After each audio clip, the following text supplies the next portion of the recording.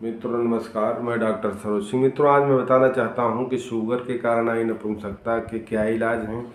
पहली बात तो शुगर को अगर हम नहीं कंट्रोल करेंगे तो नपुंसकता को कैसे दूर कर सकते हैं, ये सारी चीज़ इस वीडियो में बताऊंगा। मित्रों आज का वीडियो बहुत इंटरेस्टिंग है। ये वीडियो 2 पार्ट में बनाऊंगा क्योंकि ये वीडियो लॉन्ग हो जाएगी। तो सबसे पहली बात आती है कि मान लीजिए ये उनके लिए वीडियो है जो इंसुलिन नहीं ले रहे हैं। इंसुलिन के नीचे वाले ही नपुंसकता के विषय में सोचे, उसके ऊपर वाले के लिए बाद में बताऊंगा। तो मान लीजिए इंसुलिन नहीं ले रहे हैं, आपका शुगर कंट्रोल नहीं हो रहा है या कंट्रोल हो रहा है आप समझ नहीं पा रहे हैं, तो होम्योपैथिक बहुत अच्छी दवाएं हैं जो आपका शुगर कंट्रोल हो जाएगा तुरंत। तो उसके लिए आपको ये करना है कि जिसे एलोपैथ में आप इकोस्प्रिन लेते हैं ब्लड को पतला करने वाली, उसी तरीके से होम्योपैथ में एक है आर्निका मोंटाना। ये ब्लड को पतला करती है। जब ब्लड पतला होगा तो इससे 2 रहस्य आपके सामने आएंगे।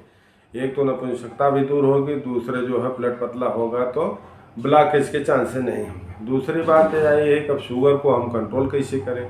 शुगर को कंट्रोल करने की 2 दवा होम्योपैथी की बहुत अच्छी दवा है, चैलेंजिंग दवा है। एक है काली बाइक्रोम 30 CH में ले लीजिए, 10 बूंद सुबह दोपहर शाम ले लीजिए। अगर इससे भी नहीं कवर हो रहा तो ब्रह्मास्त्र है आर्जेंटम नाइट्रिकम, ये चांदी की बनी हुई दवा है। इसको आप सुबह दोपहर शाम इसके साथ ले लीजिए।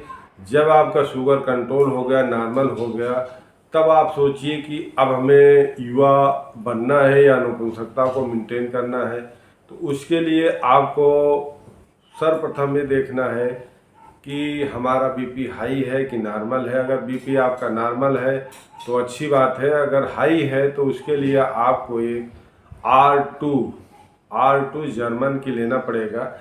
इससे बीपी सामान्य हो जाएगा। इससे जो भी शुगर के पेशेंट हैं इन तीनों का कॉम्बिनेशन करना ज़रूरी है। जब मान लीजिए आपका शुगर बीपी दोनों नॉर्मल हो गया, तब उसके लिए आप जो है सबसे अच्छी चीज़ आती है R41, जिसमें कई दवाएं मिली हैं, एग्नस कैक्टस, कई ऐसी दवाएं हैं, कोनियम है। इसमें 7-8 दवाओं का कॉम्बिनेशन है जो पूरी तरह से नपुंसकता को मेंटेन कर सकती है। ये होम्योपैथ की दवा है। उसके बाद एक दवा और आती है इसमें, जिंकम मटेलिकम। जिंक का काम ये होता है मित्रों कि हमारे शरीर में ब्लड की सप्लाई करने के लिए जिंक की आवश्यकता होती है। मान लीजिए आपको अगर शुगर है तो जिंक की कमी आ गई, यूरिन के थ्रू निकल गया, तो आपको जिंकम मटेलिकम जरूर लेना है। जब जिंकम मटेलिकम लेंगे तब आपकी ब्लड की सप्लाई को मेंटेन करेगी। जब ब्लड की सप्लाई मेंटेन रहेगी तो R41 पूरा वर्क करेगी। उसके बाद जब आप इतने से मेंटेन हो जाए तो कोई बात नहीं, अगर नहीं मेंटेन होते हैं तो उसके लिए अलग से आपको थोड़ा सा बैद्यनाथ में जाना पड़ेगा, जिसे रसराज रस कहते हैं। तो रसराज रस की तरफ चलिए। थोड़ा सा ये बहुत ताकतवर चीज़ होता है, थोड़ा सा इसका सहारा ले लीजिए।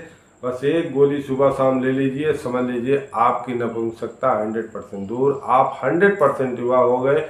ये मेरा चैलेंज नहीं, चैलेंजिंग चिकित्सा है ये उसके लिए जिसको शुगर हो गया है।